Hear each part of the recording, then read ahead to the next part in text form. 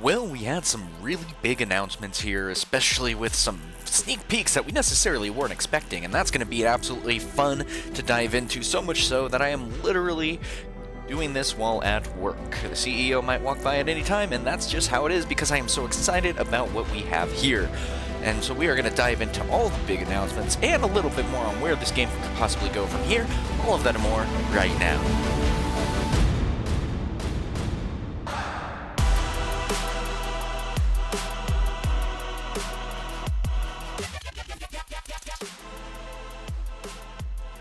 So the biggest thing with this right now is with this big of an announcement, we finally have confirmed dual ink cards. Now that's going to be something that is huge just in and of itself, because at the same time we're also assuming that the dual colors are still going to be tied to the fact that you only can play two cards. Now, of course, we have three dual inks that have been able to be revealed so far, and they're actually really interesting. We're going to be diving into them.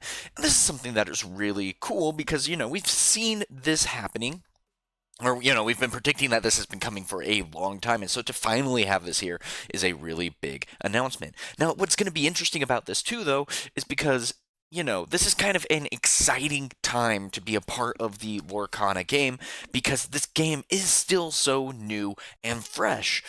Because of that, I mean, heck, even Locations alone, came out about a year ago with that. And this game has been growing exceptionally fast, especially with the fact of how many new people have been coming into this game and us only being 6 sets in.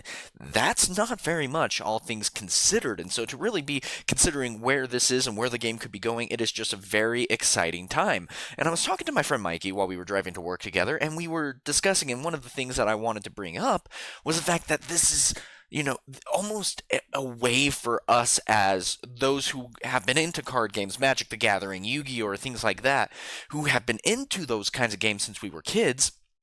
Lorcana is almost the exact same thing for us to be able to experience those same feelings that we had when we were kids. The new archetype coming out, the new keywords coming out, the new cards, with the special ability that, we haven't seen before coming out. Very exciting things to be able to go with that. And so to be able to experience that again, it's almost in the same way for me, the same way the community reacted, or, another community reacted when World of Warcraft Classic came out. Same exact thing where people were, going back just to be able to experience what this game was like when it first came out. Now, a little bit of a tangent, not a big deal, but I think that's really why so many of us love this game. We are able to experience the growth, the excitement, the enthusiasm that so many people have in this game, and being able to experience it together just like we were able to do when we were teenagers or younger. Just an absolutely amazing feeling. And so right now you get to see the community start to spike back up again and get super excited about all these new, dual colors confirmed, illusions coming in, new, all that stuff. It's just really exciting. And I mean, it's okay to be excited and enthusiastic about this. Guys, we're already full-grown adults playing a card game with Disney characters on them. I mean, have we ever really peaked at life at that point? But no, that's not the point at all. But anyway, without any further ado, before I dig myself a deeper hole, let's go ahead and take a look at a couple of things. And so, of course, this is the box that it has been announced as well, which is a pretty cool box. Something that I absolutely love about this is just, tells you what the dice look like, what the counter looks like. We get some more previews into potential cards on the card packs, just some really exciting things that are going to necessarily be coming. One thing that I was thinking about, if they did dual color or even adding an additional archetype, one thing that they might actually add was, I thought, something along the lines of companions. Whereas with like Bolt being a pet, we saw Lady and the Tramp being added, and other cards that very well could be companion-like cards where they give both people boosts, kind of like Soulbound and Magic the Gathering, or things of that nature, or companions, same thing where you just kind of give one other thing a boost as well as you. Thought something like that might be coming, but there's still a lot of time to be able to see. Again, we didn't expect any card announcements to even be coming until February 10th. So to even get this kind of preview is absolutely incredible. And so that's going to be one of the biggest things. And that was something that I was really thinking that was going to be coming in with, with this set potentially. But again, it's so hard to say, and it's still too early to tell. Even that is still a possibility, or if not, I mean, it might be coming down the line. And that's something that I've been really thinking about as well, is the fact that, there's a lot of people, or there's a lot of card games out there. We've had Magic the Gathering going since the 90s. It's over 30 years old. Pokemon, 1996, 1997. Yu-Gi-Oh! Early 2000s, late 1999, kind of thing. All of these card games have been out. Hearthstone, even if you want to dive into online games. The new variety of card types and archetypes have already pretty much been done in a wide array of ways. Magic the Gathering has had kind of dual color kind of things since the very beginning. And so a lot of these things just aren't necessarily new, but they're new to the Lorcana game, which in and of itself is very unique. And so there might be things that, you might not be expecting to see necessarily, but, or that has already been done in other games. And it's like, is Lorcana technically copying them? And it's like, well, no. It's very hard to, kind of create new aspects in a card game that just hasn't been done before. That's very difficult to be able to do. And so, that's just something to keep in mind, but there's some very exciting things that could be coming your way.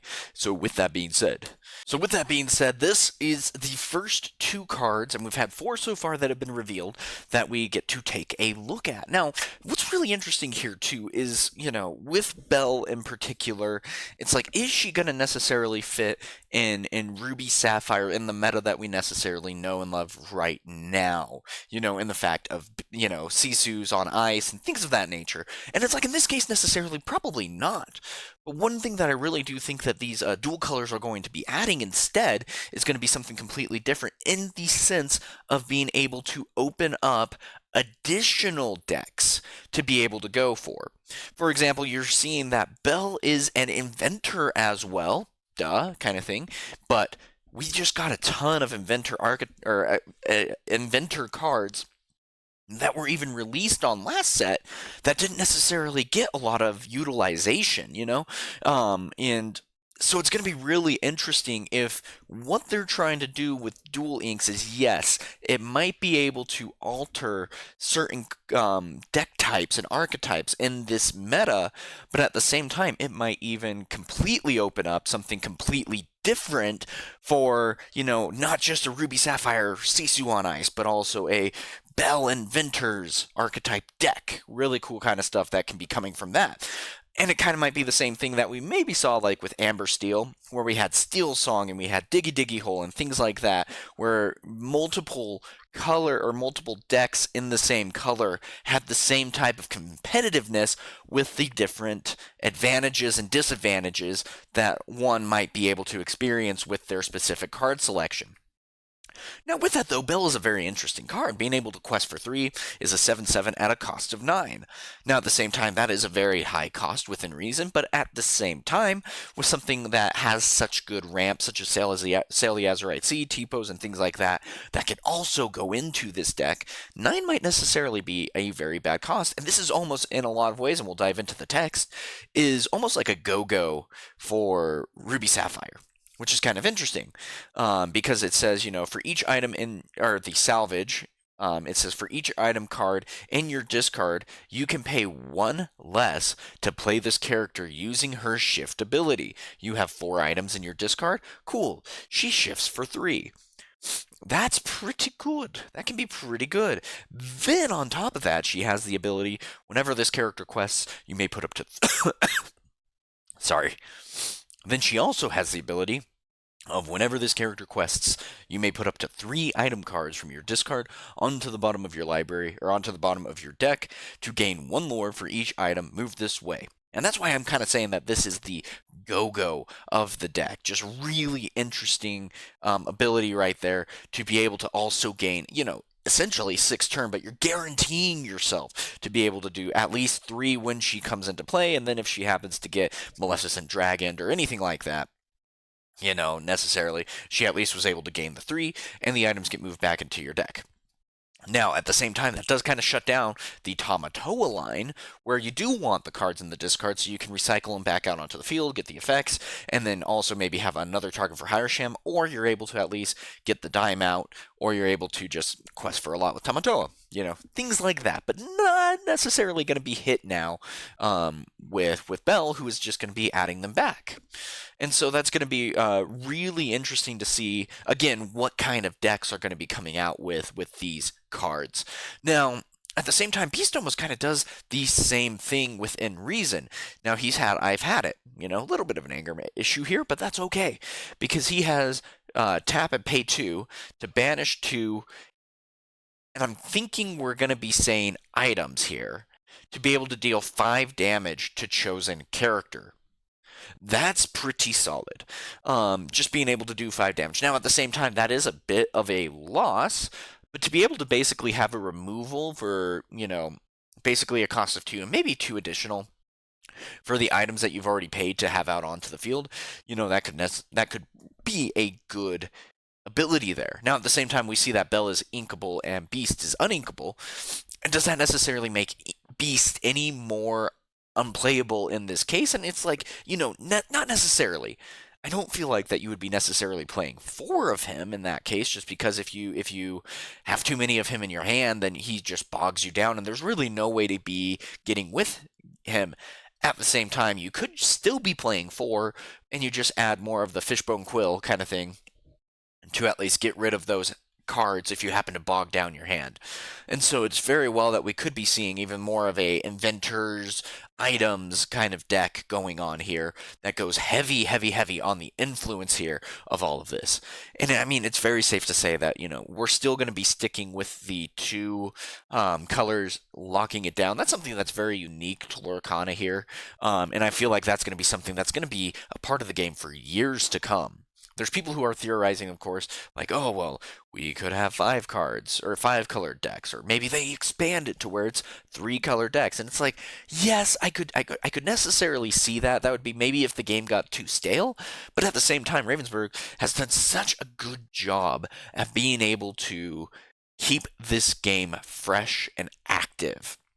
They've done a really good job on their card design, where we've been able to see a lot of this game develop well without too much of a power creep while this game is going. And so it's just been super exciting to be able to see all of this coming forward. And so I'm really excited with what this company has been able to do as a game, and I'm excited to see what they're able to do in the future, because right now, I mean, we have an extremely wide meta, which feels really well.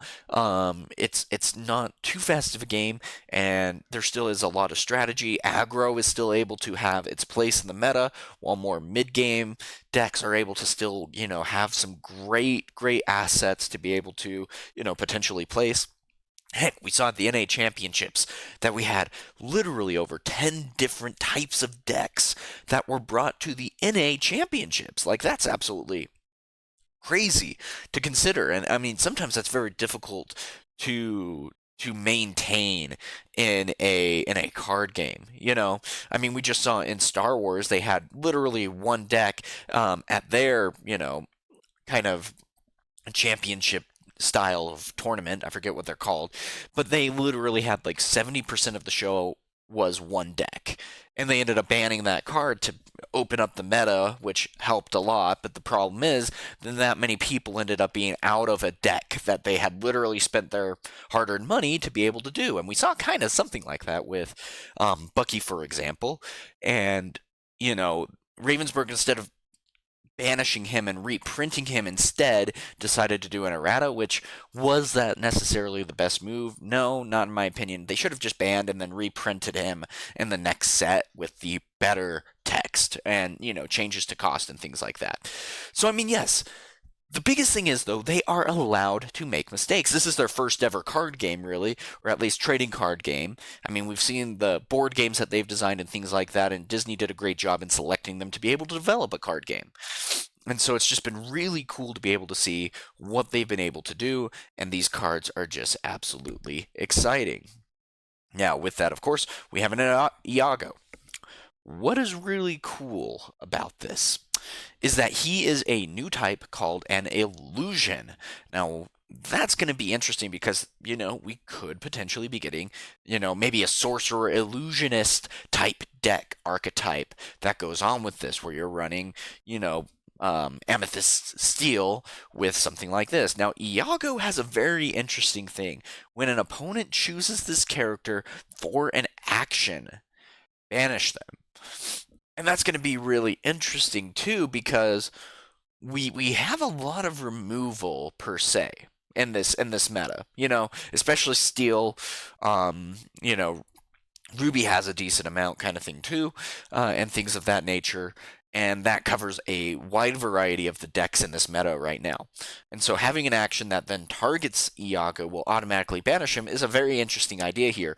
At the same time, though, it's like if you aren't able to get an action out, then he is a 4/6, and that's going to be very difficult to be able to take out.